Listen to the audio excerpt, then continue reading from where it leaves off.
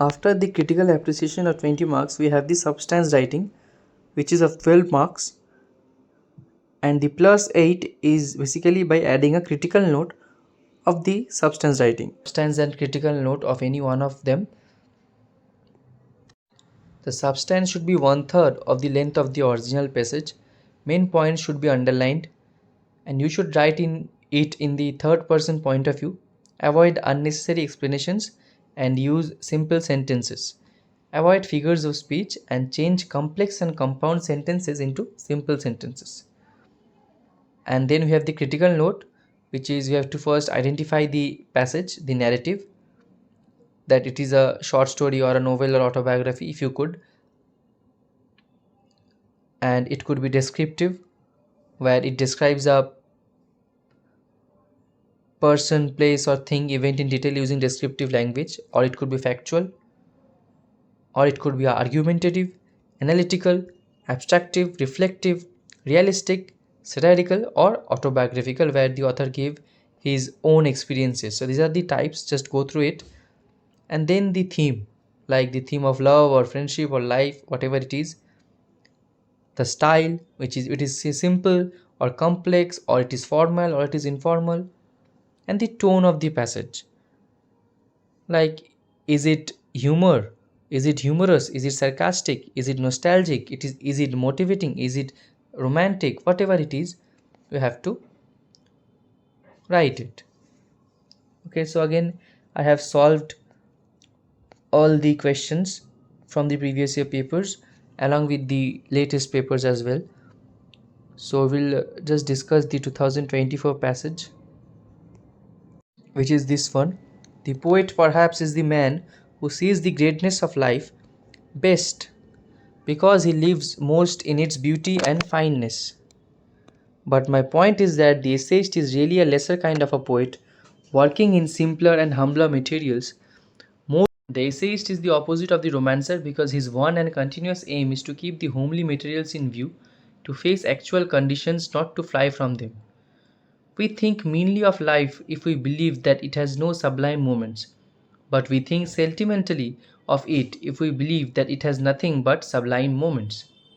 The essayist wants to hold the balance, and if he is apt to neglect the sublimities of life, it is because he is apt to think that they can take care of themselves, and that if there is the joy of adventure, the thrill of the thrill of the start in the fresh air of the morning, the rapture of ardent companionship, the gladness of the arrival, yet there must be long spaces in between, when the pilgrim jogs steadily along and seems to come no nearer to the spire on the horizon or to the shining embanked cloudland of the west. He has nothing then but his own thoughts to help him, unless he is alert to see what is happening in headgear and corpse, and the work of the essayist is to make something rich and strange of those seemingly monotonous spaces, those lengths of level road. So you could see that the substance is that first in the middle of the page write substance and give an underline, and you should write 1/3 of what is already written. So you have to shorten the passage like I have done here. I have written the passage presents a universal insight into the human experience and artistic representation by emphasizing the coexistence of the extraordinary and the ordinary in life. It highlights the essential role of the artist, particularly the essayist, in attentively engaging with life's everyday moments rather than solely focusing on its elevated or romantic aspects. The key substance includes the duality and balance between sublime and commonplace experiences, the essayist's commitment to portraying life in its steady, sometimes monotonous reality, the philosophical stance that recognizes both life's grandeur and its quite unremarked phases as worthy of reflection, a call for mindfulness in appreciating the richness of ordinary existence, underscoring a mature and realistic approach to creativity and living.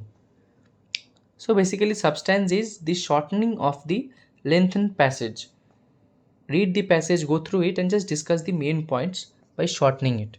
Then we have the critical note as we discussed earlier. First, we have to mention the style of the passage like I have done here. Is it is reflective, metaphorical, and contemplative. Then the tone, which is balanced and respectful. What kind of a passage is it is analytical and an explanatory passage, and the theme of the passage, which is contrasting artistic visions of life, poetic grandeur, romantic escapism, and essayistic realism. You can just write in your own words, but make sure that the main points are the style, the tone, the type of passage, and the theme. And of course, you can also add the main idea that the poem or that the passage has discussed. Then another passage again we have, we cannot conceive two men born with the same physical, mental, and moral nature at the same moment, under precisely the same conditions and using the same language.